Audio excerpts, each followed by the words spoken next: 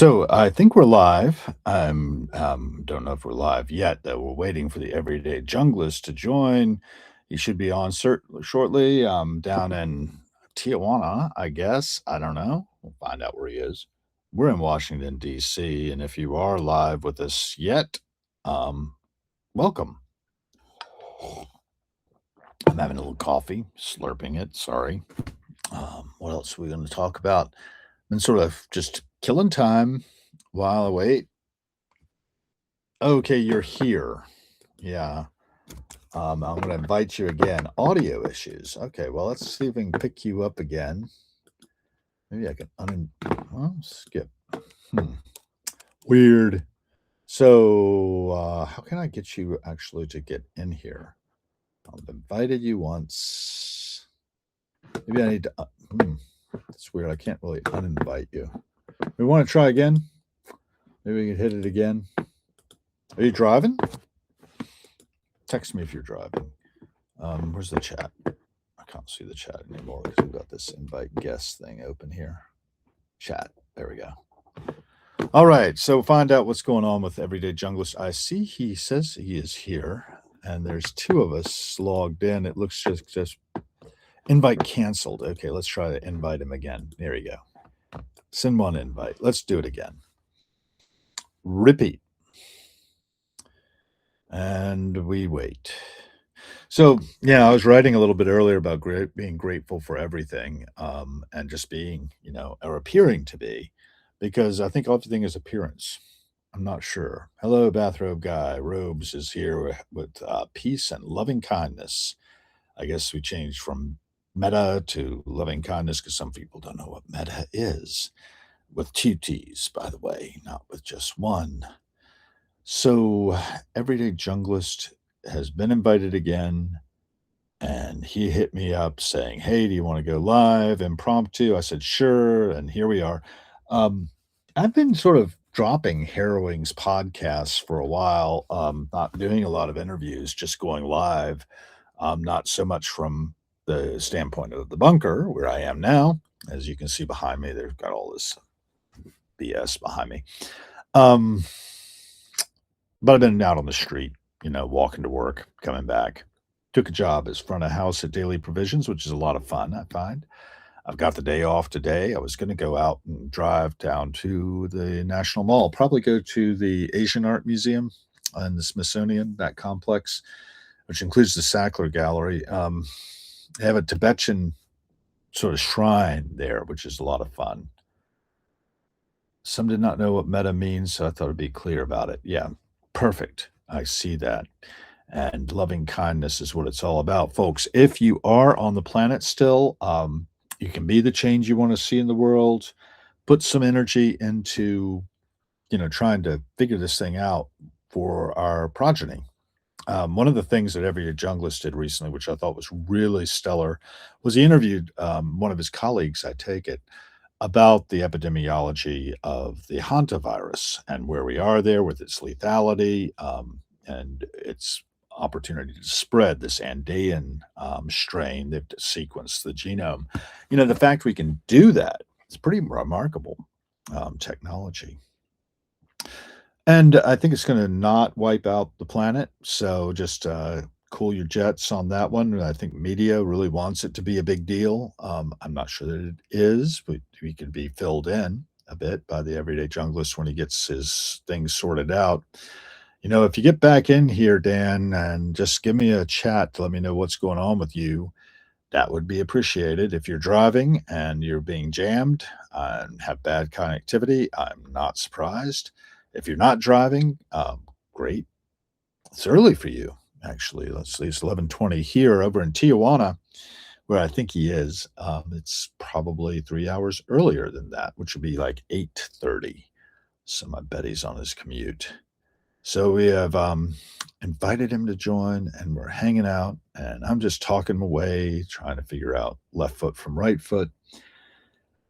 As I mentioned, I did write a bit. I was screening The Ascent of Man by Jacob Bronowski from the 70s. I like to do that. I like to dig back into some of our people who've come before. We only had about 4 billion on the planet sometime in the 70s. We've got twice as many now of these people with like these brains, right? And what we do with them, and how we act towards each other, and what we allow at some level our, chieftains to get up to. I am just sort of shocked at how bad we are at a lot of this life stuff. We are very brief, though, and it takes a while to get wise. I've been actually staring at this book over here. I think I'll read a little bit of it until Everyday Junglist can jump in. And if he doesn't jump in, well, you get a chance to hear from Joseph Wooten. He's got a foundation called I Matter, You Matter, and that's true. Joseph is a keyboardist for the Steve Miller Band for over 30 years. The foreword by Victor Wooten. Ah, there you are, Dan. I'm not going to hear you. Yeah, I can hear you. Sorry about that. I had no issues now. Yeah. I don't have no video. Can you see me? I can see you. Yeah, I can see your eyeballs and your nose. Your dashboard. The black screen. You see the road now in front of me? Now I see the road in front of you. You're following a bug. Good. And you can hear me okay? Sorry, I got to use my phone mic, which is probably kind of shitty. Sorry about that. It's not too bad. I understand you. Tell me about the hantavirus. Yeah, see, were you on the thing yesterday? Did you listen in? What about the video screen? I see it. I was saying, did you listen in yesterday to the podcast with Jan and I on the hantavirus? Yeah, I listened to the one with all the slides, right? That was me. Yeah, that's the one. Yeah, that's the only one. All the slides. Yeah, that's the only one now. We've only done one so far. Yes, it was good. I thought it was good. I enjoyed it. We talked about it a lot, Jan and I, because she's, because of obvious reasons. She's really into infectious disease. It's really interesting and unique. It's got all kinds of weird features about it. As you heard, if you listened in yesterday, it's just kind of neat. It's not really neat. People are getting sick and dying, I guess, but for us from a distance, it's neat to see just the way how different it is from your typical hantavirus, and I don't know. And then watching the global response and looking at the U.S. responses, looking at basically the disaster of the U.S. public health system, what's become. It's kind of sad. It's actually kind of sad. It used to be CDC. Everybody, the WHO would be turning to CDC for advice. But now everything's flipped on its head. Right. CDC shit the bed. And WHO is leading the charge and doing all the right stuff. And it's just, I don't know. It's got bad. I hear you. We jammed a little bit there. It sounds like it might have actually dropped you as they're driving by somewhere in Mexico, I think. I don't know if he's in the Mexico side or the U.S. side. Hopefully he'll be back soon. So the primate brain takes time to adapt. We've been around in this form for 300,000 years. 299,750 years of it, we did not have 100th of the technology and such that we do now. Bathrove guy is right. And on top of that, we have the jumping Jesus phenomenon, according to Robert Anton Wilson. You take all the knowledge that was in the world when Jesus was alive as one, and it takes I think he said till 1500 to double to 2. And then it takes another just 250 years. I got to understand where you got that number from. The 299,000, whatever he said. Yeah. He's saying basically that for the past 250 years, the time that the country's been here, I don't know. We haven't had, we weren't too far actually right before the Industrial Revolution from where ancient Rome was in terms of technological development. But we got the printing press going, and that was helpful. Gunpowder too, got to give credit to gunpowder. And I'm looking at the roof of your car and you're frozen. So I think that I'm just going to prattle on. You can jump in anytime. I think, if I'm not mistaken, I want to get into the video that Dan gave yesterday, an interview in which there were a lot of slides, a lot of data about hantavirus and how much we should worry about it. Now, I did think he said that CDC sort of fouled their nest, so to speak. I'm going to use that terminology. And is not, the go-to for information. Go ahead, Dan, you're back. Yeah, sorry. I don't know if you can see me or what you can see or not see or hear or not hear. Sorry about that. I was fiddling with the audio again. I'm driving to the border, just so you know. I'm on my way to the U.S. border from Tijuana, and so there are some spots where the phone drops off and such. So it's not ideal for this kind of, for talking like this. And right now I'm just pulling through the toll booth. So give me a second. I should get a signal back here. Elbow too. You're going through the toll All booth. right. Yeah, so I'm just done. All right, so hopefully you can hear me better. I don't know if you can have a video. Yep, got the truck. The truck in front of me. Okay. All right. Anyways, so I'm on my way to the U.S. border, and yeah, so it will drop off from time to time. So yeah, obviously sorry about that. But so and yeah, there was a lot of slides. There was a lot of data, a ton of data. It was all really interesting stuff. And of course, I thought, but it's I don't know. It's just it's interesting. And my bottom line, I think, was I'm not too worried about it right now. But the problem I have is, and what I worry about is that it's such a long incubation period of up to 42 days, whatever it is. That's a really long time, and people do not have long attention spans. And so people are going to completely forget about this like next week, and they've still got 3 weeks to go before all the cases. Our attention span. Yeah. 42 days. So yeah, people are just going to forget. All of a sudden, you can have 100 people get sick, and then before you know it, 1,000. So things can really balloon out of control very quickly before you even know what's happening, and because everybody's going to be asleep at the switch. They're going to think, "Oh, this is over." I can totally see that happening. I hope it doesn't, and it probably won't. I mean, I don't think it will, but he jammed again. He's talking about the hantavirus having a 42-day incubation period from the time you are infected.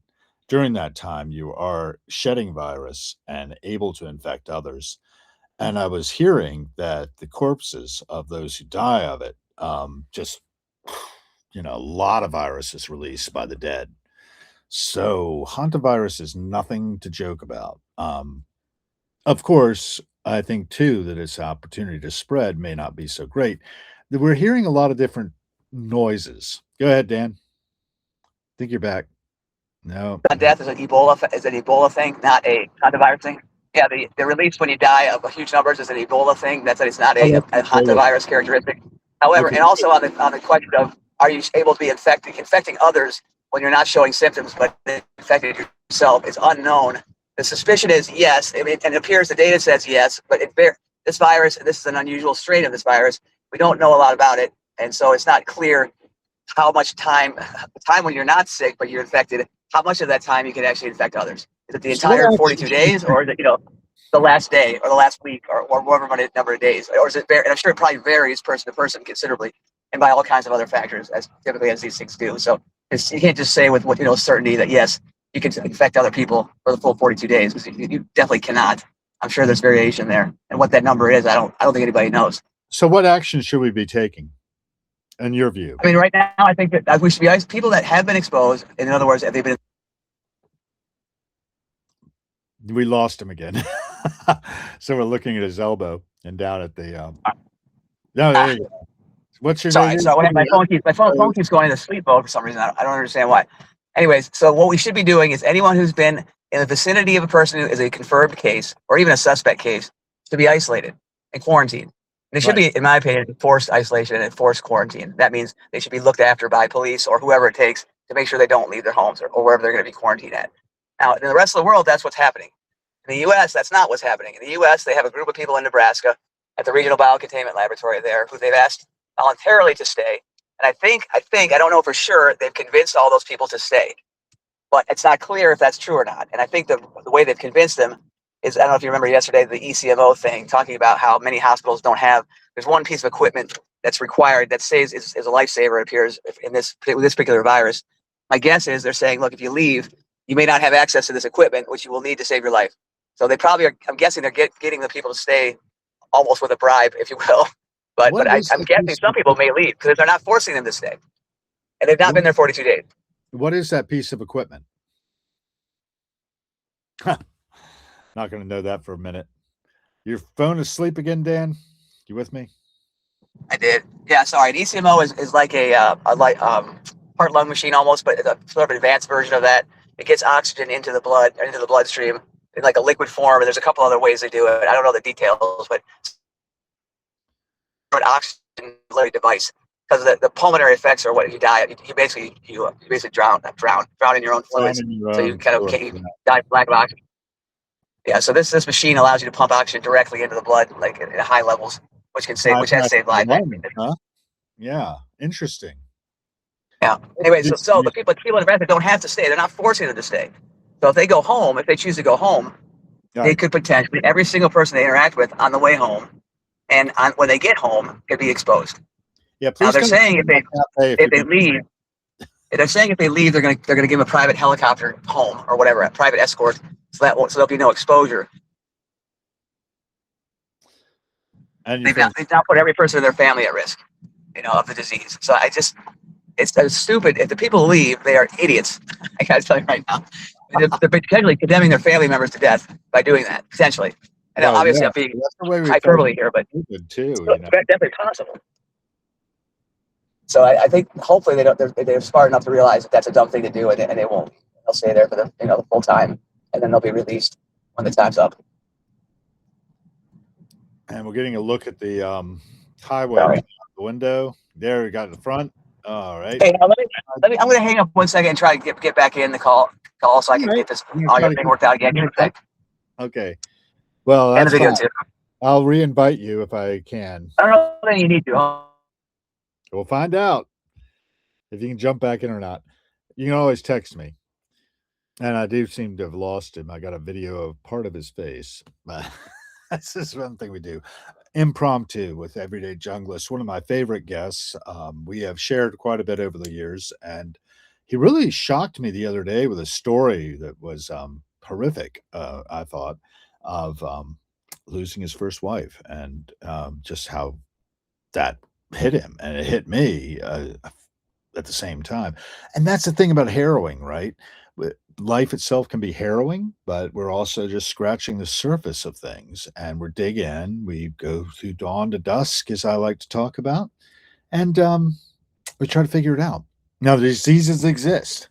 We have eradicated smallpox virus pretty well. Welcome to true live broadcasting, indeed.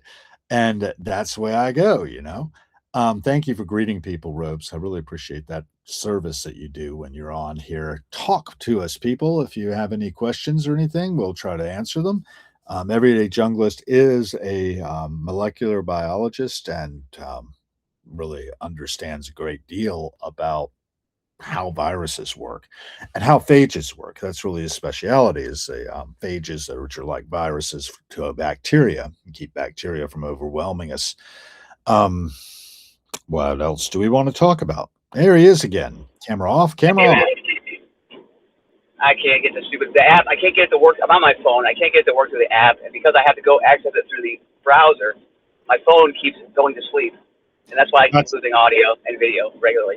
And there's nothing I can do about it right now because the app is not wanting. It's saying the invite has expired that you sent me. Unless you want to send me another invite. Oh, I can try that. Look through the app again. Let's try that. Yeah, let's try that. Okay. I'll get out of here. Try it. I'm glad you're getting in somehow. Here you go. Invite. Send the invite. So while waiting for him to join, maybe he'll be able to join through the app and we won't get such terrible sound. But at least we're getting something. We're communicating a little bit. And this is what we can do, folks. We can communicate with each other. We can get our hands extended. We can drop by Daily Provisions sometime if you feel like it. And maybe you can, oops, I've actually invited the wrong guy. I'm going to cancel that one and try to invite Everyday Junglist instead. I invited the Intrepid Editor Press by accident. So that's how it goes. Oh, well. Intrepid Editor Press is great to talk to, too. If you haven't picked up the Philip Chalmers, please do. Anyway, so many great relationships have been built over the course of my time in Substack, I feel, and this is one of the best. Whew. Dan almost died of necrotic pancreatitis. Thought he had died for quite a spell, and then his wife did die. And yeah, I can't imagine. He's remarried. His wife is also a scientist, and they get on and talk on occasion. So tune in to Everyday Junglist whenever you can. He's an interesting raconteur. We talk about all kinds of things, including my exoskeleton I want to get built when the technology catches up and makes it nice and maybe something that can integrate with me to keep me alive long term. I don't know about immortality, I think that that's possible, but I don't think that we're there yet. And I don't know that we want to necessarily be immortal. I think there is something to be said for, being able to make an exit. And we got you back again. Camera's off. Don't hear any audio. Did the invite work? I see the invite's still open. We just got your eyeball, part of your nose, saying waiting for everyday junglist to join. So we've got at least a bit of an image of Dan as he's making his way from dawn to dusk as well along the Tijuana, America border. He's coming up towards San Diego. I think he's going to be crossing the border soon. And Roger Scott has joined. Good to have you with us. Awaken the Legend is here. Missy with Gen X Proud LLC is here. I can probably cancel the invitation and try to invite him again. So I'm going to cancel that. We'll go back to Everyday Junglist. And he's one of my paid subscribers, part of the board of directors of the Harold B. Gill Foundation, LLC, which is the thing behind Harrowings. Harrowings is the publishing arm. And on we go. Sent the invite again. And on we go. Missy with Gen X Proud LLC. I'm going to find out what that's about. What is that about, Gen X Proud LLC, Missy? Like to know. Would anybody else like to join and be a guest? It's kind of silly. Actually, I'm probably going to wrap up about noon myself. What time is it now? 11:37. What else do I want to talk about? Oh, I was reading I was going to read you a little bit of It All Matters by Joseph Wooten, keyboardist of the Steve Miller Band for 30 years. The foreword by his brother Victor. Victor's a bassist and Joseph's a keyboardist. It says Joseph Allen Wooten has always been an extraordinary person. When his parents were pregnant with him, his three older brothers asked mom and dad to bring home a superhero from the hospital. The brothers, Elijah, Reggie, Roy, and Rudy, say that is exactly who they got when baby Joseph arrived on December 15th, 1961. The fourth born of five brothers, Joseph's childhood continued with frequent hospital visits due to his severe asthma.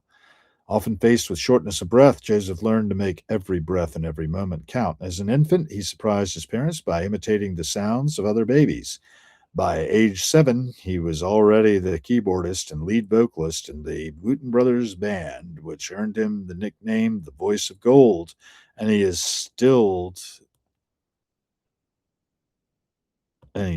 called today, I think, the Hands of Soul. In his early 20s, he composed, orchestrated, and performed a show consisting of over 40 original songs written for each cast member, wardrobe staff, and office personnel at Busch Gardens, the Old Country, my hometown, Williamsburg, Virginia.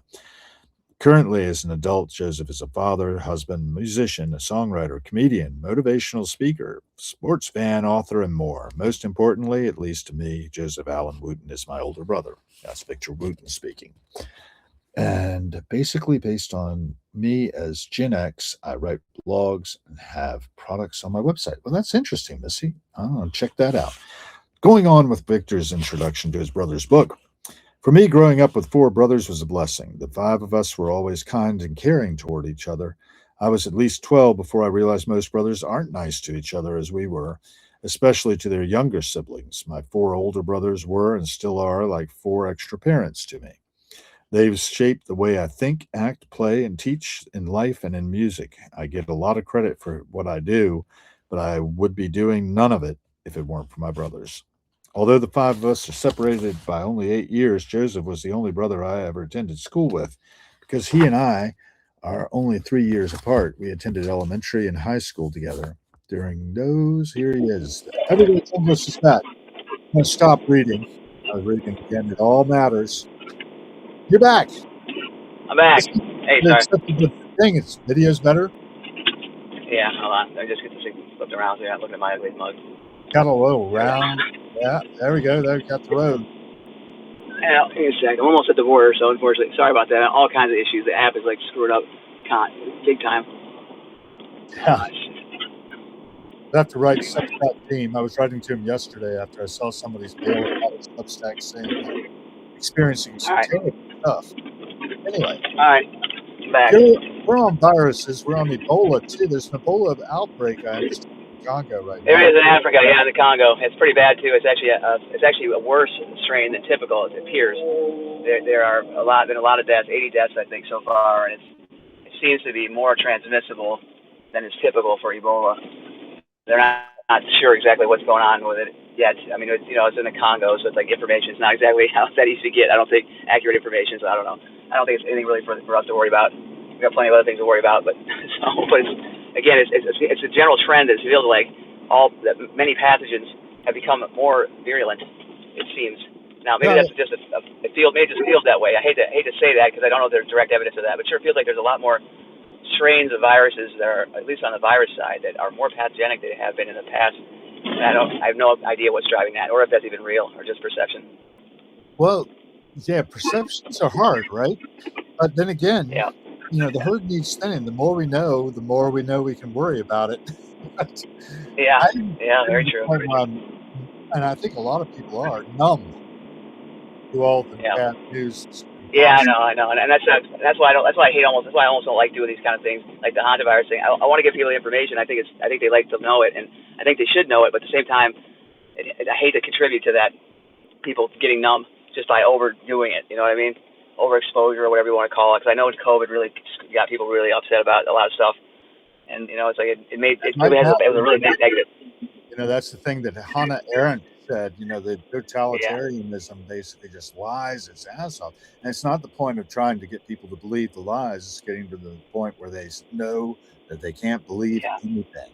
That we're in the anything. Yeah, truth yeah. and the universe.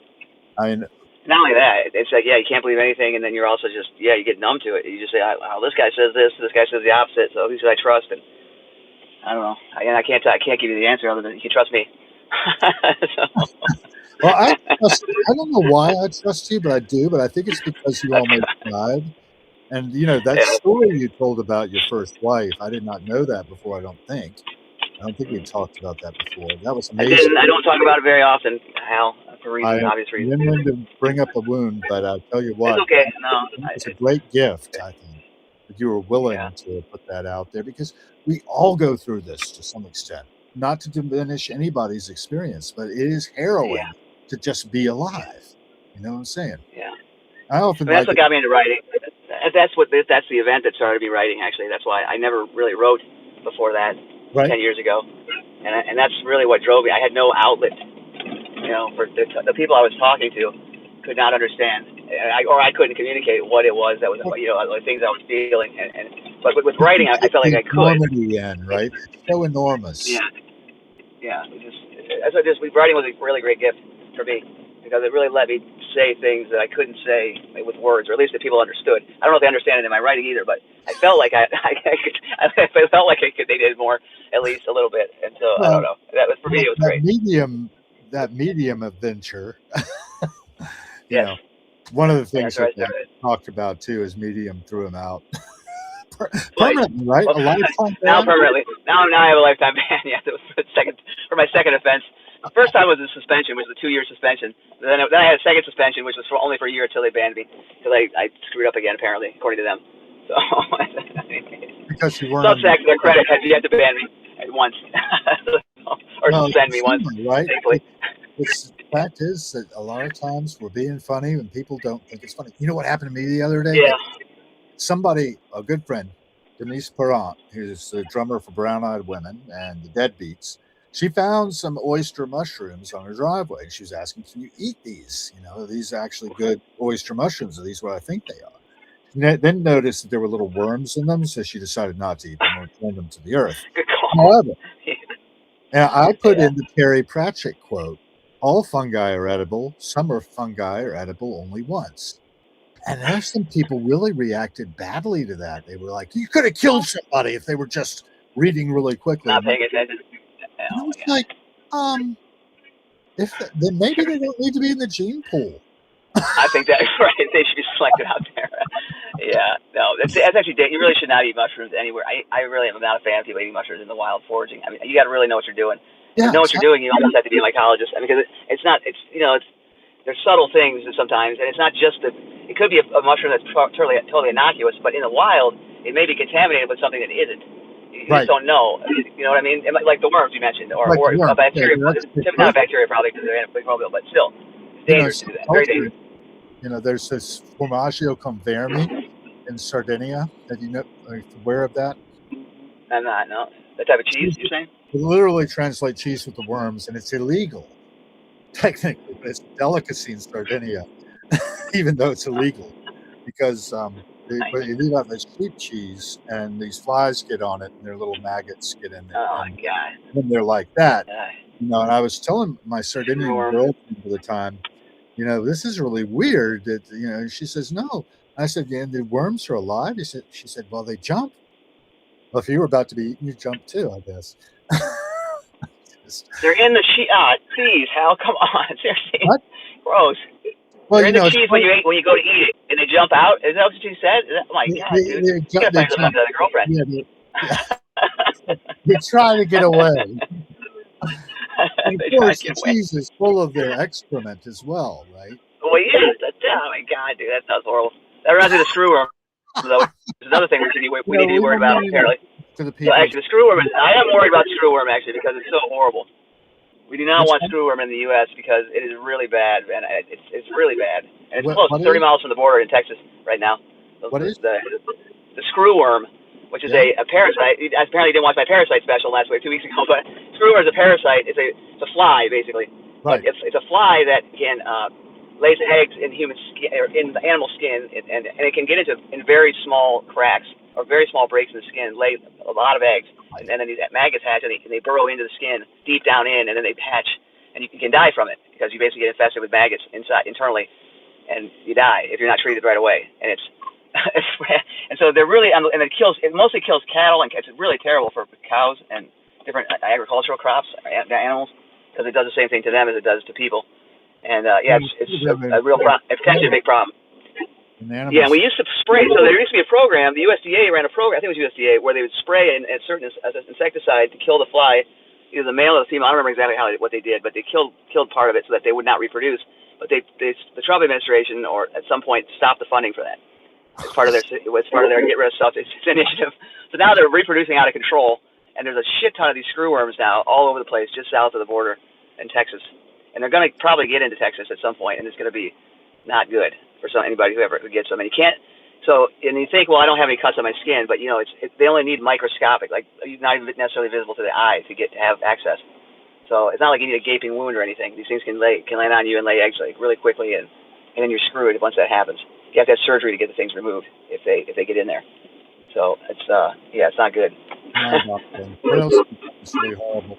That's gruesome. Stephen Fry actually used the example of a particular wasp whose entire life cycle involves planting its eggs in the eyes of children, and they eat their way. Yes. Yeah. He used that as nature does some good stuff. Mind creator. Yeah, nature does some interesting things. Everybody knows about the fungus and all that, mind control and all that. There's a lot of that stuff that goes on out there.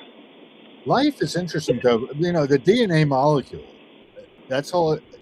It just transforms the whole surface of the planet. Amazing thing. Yeah. This DNA molecule, what it can do. I mean, you're studying it from the standpoint of it's even in things that aren't even technically alive, right? Well, wait a second now. Yeah, with virus. So phage. Phages. My phage thing is going here. I actually have my big progress on my phage thing. Actually, I just got an agreement signed today. Actually, I sent it out this morning. I got access to what I was trying to get. We'll see. It's a good congratulations. I mean, it's good. It's taken forever, so I'll get the material that I need here shortly. But I'm in a position now where I have to wait again because I have other stuff going on now because I wasn't sure on the timing of this, and so it's like I'm glad I got it done, but now it's kind of gonna have to sit for a little bit until I can actually do anything with it. So, but I'm happy about it because it's been forever. You know what's going up in front of you? There's a crane on top of the building. Yeah, this is just some sort of growth. So I'm in the back of the line for the border right now, for the border line. So this is the back, but it's not a very long line today, and I'll have to drop off here probably about 5 minutes, not even 2 minutes or so, because I'm gonna be close to go across the border. But yeah, that's just some sort of, I don't know what they're building there. There's a lot of construction in Tijuana. Downtown Tijuana is blowing up. I mean, I like this entire area, especially with when they built this new highway system, which I didn't take the new highway. I took the old highway actually, but which is really, I think is going to even make this grow even more here. And there's so many people moving down here from the U.S. I just met a guy yesterday. He just stopped. I was out in my driveway, saying how he moved down from San Diego. Him and his wife. They had 2 kids. They couldn't afford to live up there, and she happened to be Mexican citizen, so they were able to move down here and have the stuff they needed to live here. But they for years said they would never move to Mexico. They didn't like it or whatever, but they got to the point where he was working 2 jobs. And San Diego is insane. How I mean the prices. I mean I don't know how people live there. Utilities and rent, and it's crazy. And food. I mean, when I go to the grocery store there in San Diego, I about pass out when I look at the prices because. How are your gas prices down there in Mexico? You doing okay? So gas. You talking gas prices? Yeah. Yeah. So they've been the same since I moved here, which is right about $3 a gallon. So that's very, very high by Mexican historical standards. But that's for 3 years now, and it doesn't ever change because it's controlled by the government. Because Pemex, which is a big government, the national government or oil company, they have their own supply, and they control the price basically, and they fix it, and it's been fixed at $3 a gallon basically since I moved here. And that's pretty much where it's been and where it stays. Well, and they export some oil. Yeah, in San Diego it's like $7 in San Diego, I think, right now. I'll find out when I get across the border here. But it was high. Pretty high. Wow. What's in DC? Well, $6 a gallon in Georgetown. Is it really? Oh yeah. Wow. No, that's high because Georgetown, right? I go across into Virginia and I can get it for like $4 something. But and in Maryland it's $4 something right now. That's what I paid last time I got gas. And I don't know, it's all money, right? And it drives everything up. And I don't think we've raised our prices at Daily Provisions. One of my colleagues there, by the way, one of the baristas is really good, is Lola. She's from Mexico.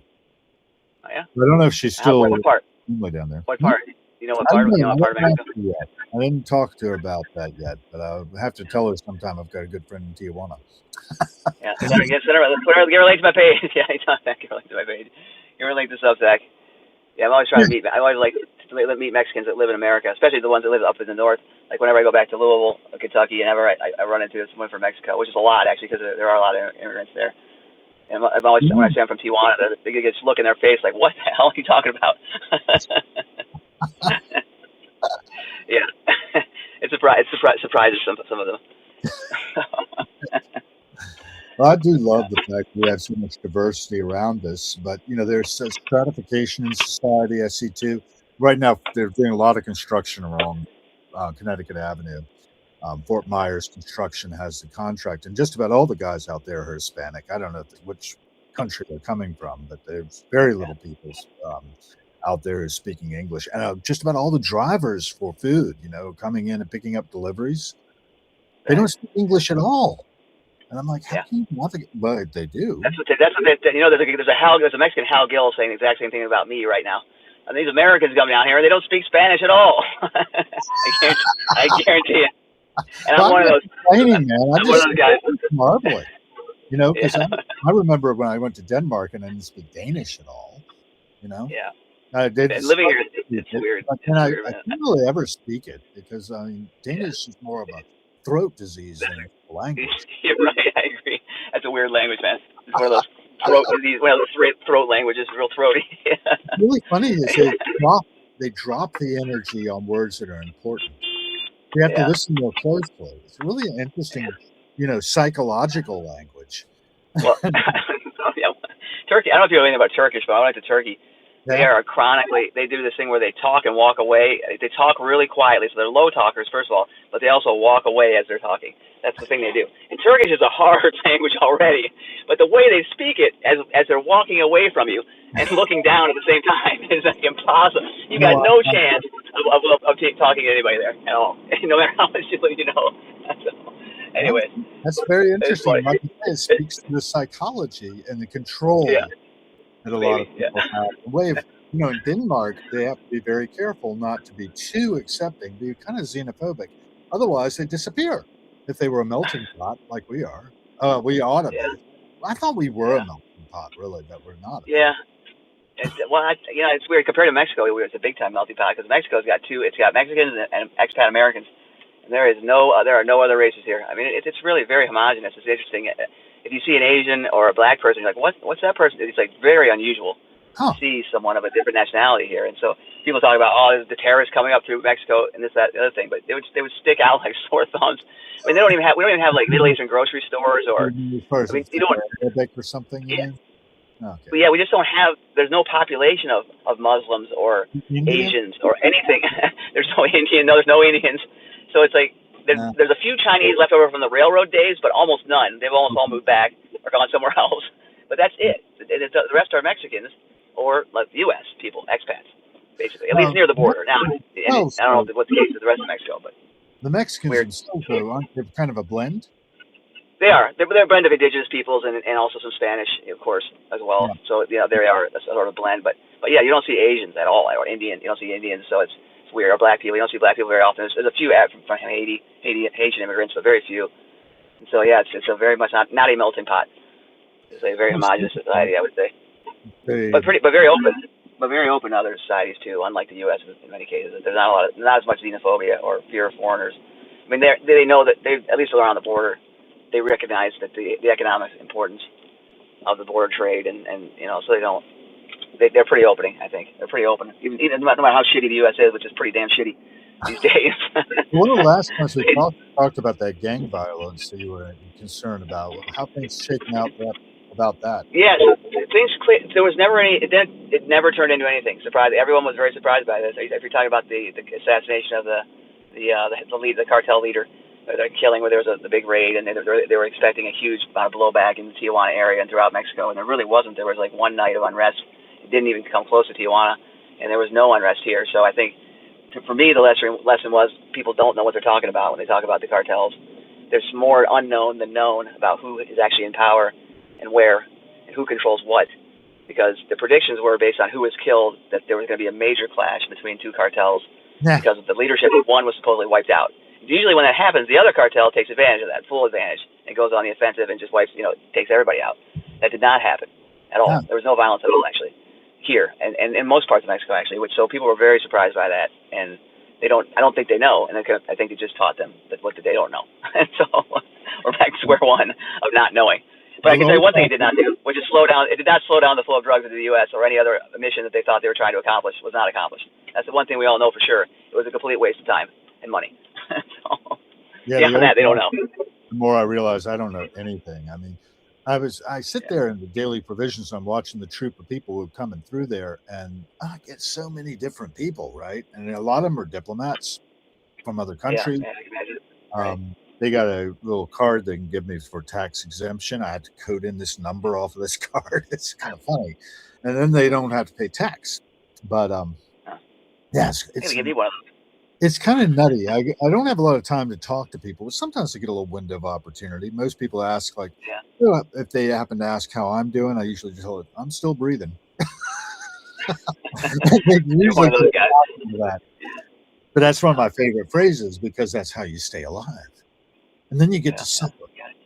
You get the opportunity of suffering. Yeah. I think many of us don't think we're ever supposed to suffer, or we're not supposed to be in pain, and we're always seeking pleasure, right? The pleasure principle. Yeah. I don't know. I've been reading Freud. I was reading something speaking about conquistadors, in Mexico in particular, and Inca, and how that's not Inca. That's Peru. Incas are in Peru. Mexico has the Mayans and the Aztecs. The Inca were in Peru, but yeah, still, I actually gotta go, Hal. I'm at the border here, and I'm gonna get in trouble if I stay online. So I gotta go. Take care. All right. Well, that was fun, and it is noon, so I'm gonna wrap it up as well. I think it's noon, 11:59. So I got someplace to be as well. But thank you for joining. If you have, I always have fun talking to every junglist, and maybe I'll start talking to more people. Maybe broke my ice again because I have not been doing a lot of Hair Wings podcasts. Barbara J. Ladd, Doctor of Psychology, I think, has joined. We had Missy of Gen X Proud LLC. I like that. I'll check that out. And be the change you want to see in the world, folks. Every cent spent is a vote for the kind of world we are co-creating. I like to remind people we are more Homo economicus than we are Homo sapiens. I think that it's a good idea if we all try to be kind to one another, helpful, and cooperate versus compete. We can change the world. I'm convinced we have the technologies to do it. I was writing a bit about that today. Look for my posts. I'm writing articles in addition to doing this kind of thing where I go live and I film the passing show quite a bit because I want to lay down a little primary documentation for research historians of the future who want to know what the hell happened. Well, this is what's happening here now in the bunker, May 17th, I think. Is that right? of, no, May 18th of 2026, 12 o'clock noon. And we're out here. Thanks again to Dan for joining, the Everyday Junglist. And thank you, Robes, for being my greeter. And thank you all who joined in and said something or other about something or other. We'll talk more later. Bye.